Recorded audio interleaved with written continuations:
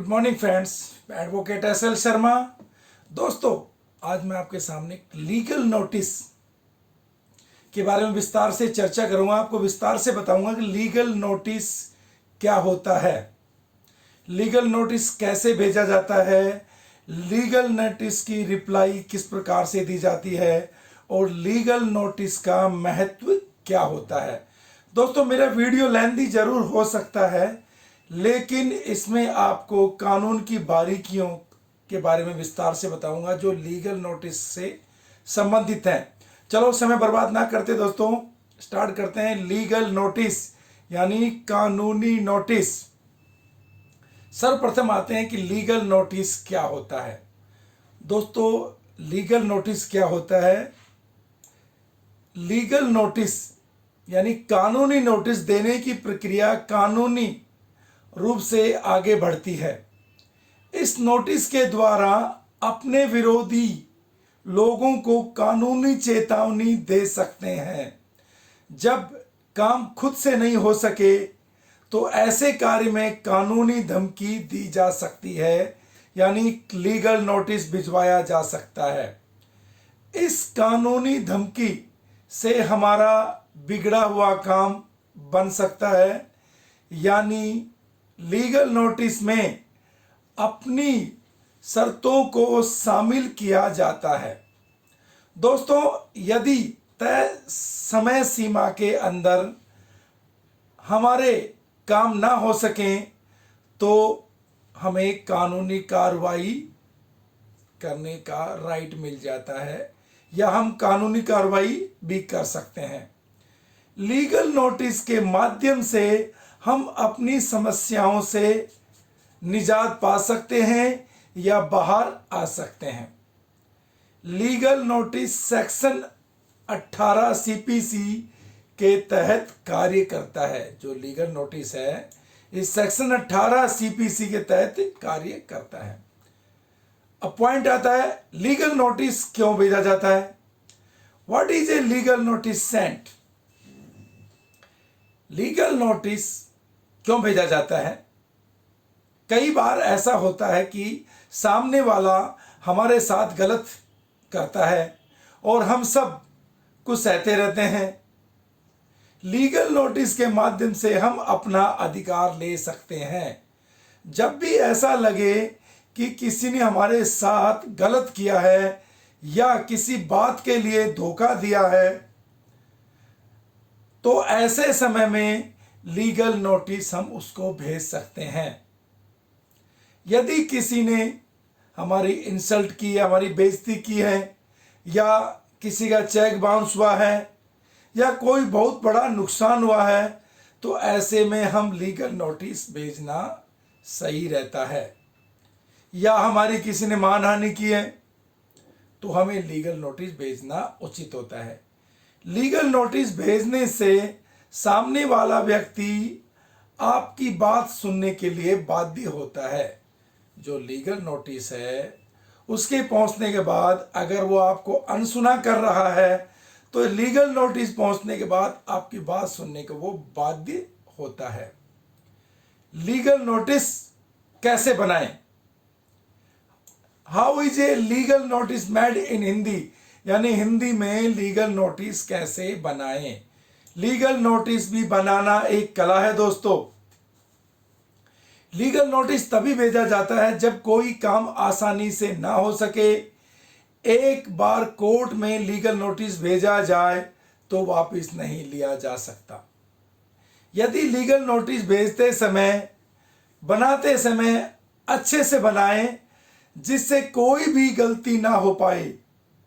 यह नोटिस बनाने का काम आप किसी अच्छे वकील को देना चाहिए जिसमें गलती की गुंजाइश ना हो और आसानी से काम भी बन जाए। दोस्तों, लीगल नोटिस कैसे बनाया जाता है? नंबर 1, लीगल नोटिस बनाते समय तारीख को महत्व दिया गया है। वह कब बना है? इस नोटिस में सबसे ऊपर दिनांक लिखिए, उसके बाद लीगल नोटिस भेजने वाले का नाम एवं पता लिखिए। नंबर 2, अगर आप एक से ज़्यादा लोगों को लीगल नोटिस भेज रहे हैं तो सीरियल नंबर लिखकर नाम लिखें।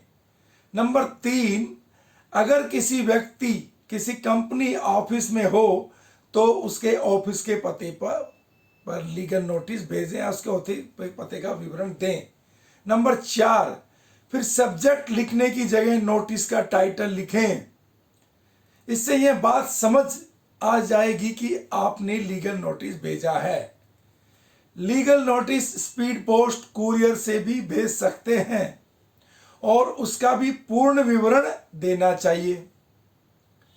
उसके बाद उसका कंपनी व्यक्ति को संबोधित कर अपनी बात को कम से कम शब्दों में स्पष्ट रूप से लिखें।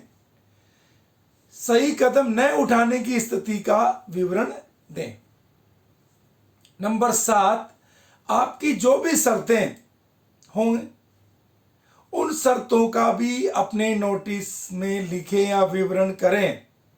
नंबर 8, जिस कारण से भी आप लीगल नोटिस भेज रहे हैं उसका पूर्ण विवरण दें ताकि उन्हें बात आसानी से समझ में आ सके। अपनी शर्तों और बातों को मानने के लिए जो समय आपने दिया है उसका भी विवरण लिखें या दें। नंबर 10, लीगल नोटिस में किसी भी प्रकार से शर्त पूरी ना होने की दशा में नुकसान की राशि का विवरण दें, साथ में कोर्ट जाने की बात स्पष्ट करें। नंबर 11, लीगल नोटिस के हर पेज पर अपने हस्ताक्षर करें, साथ ही उन्हें पैसेज भी करें।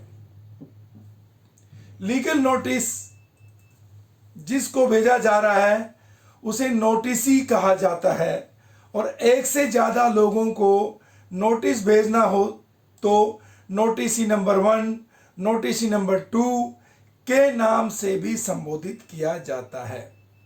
अब आता दोस्तों लीगल नोटिस का जवाब कैसे दें। How to respond to a legal notice. यदि आपको किसी ने लीगल नोटिस भेज दिया है तो आप इसका जवाब देना होगा। नोटिस का जवाब देते समय भी सही प्रकार से सारी जानकारियां लिखी जानी चाहिए। जैसे नंबर 1, जिसने भी लीगल नोटिस भेजा हो उसका नाम व ऑफिस के पते पर ही जवाब लिखें। नोटिस जिस दिनांक का बना हो उसके जवाब का title reply off legal notice dated लिखते हुए दे। सबसे पहले आप विरोधी पार्टी के वकील को संपूर्ण स्थिति से अवगत कराएं।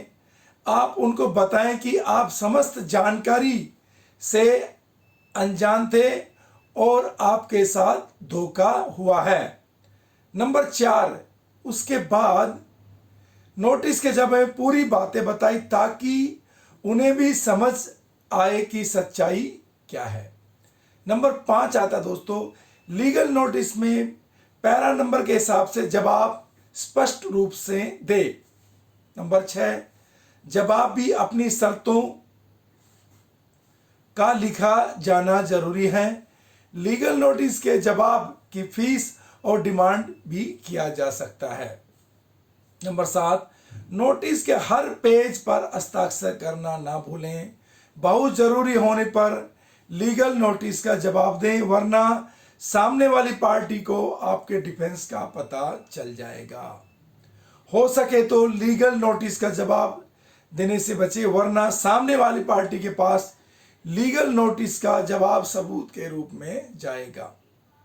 अब आता है दोस्तों, लीगल नोटिस रिसीव करें या ना करें।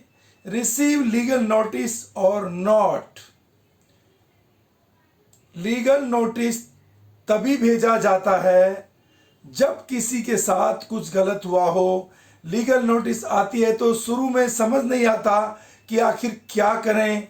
लीगल नोटिस के आने पर रिसीव जरूर करें, उससे समझ में आएगा कि सामने वाली पार्टी आपसे क्या चाहती है। इससे अपने मन में होने वाले आत्ममंथन भी कम हो पाएगा। यह नोटिस लेने से मना कर देते हैं तो रिपोर्ट कोर्ट में जाती है। कोर्ट में जाने पर आपके द्वारा लीगल नोटिस मना किया गया ऐसा ही समझा जाएगा। अब आता दोस्तों लीगल नोटिस देने के फायदे। Benefit of sending legal notice. कभी कभी लीगल नोटिस भेजने का फ़ायदा मिल जाता है। अगर आपको किसी से अपना बकाया पैसा लेना है तो कुछ टाइम पीरियड देकर लीगल नोटिस भेजने का फ़ायदा होता है। ऐसे में किसी समय भी बचता है। कई समस्याएं ऐसी होती हैं जो लीगल नोटिस देने के बाद आसानी से सुलझ जाती हैं। सभी चाहते हैं कि कोई भी मामला कोर्ट के बाहर सुलझ जाए। ऐसे में लीगल नोटिस से फ़ायदा हो सकता है।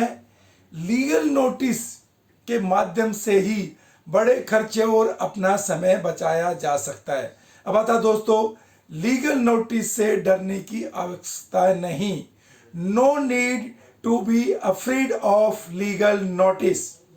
जब कोई मामला आसानी से सुलझ नहीं पाता तो ऐसे में नोटिस भेजा जाता है।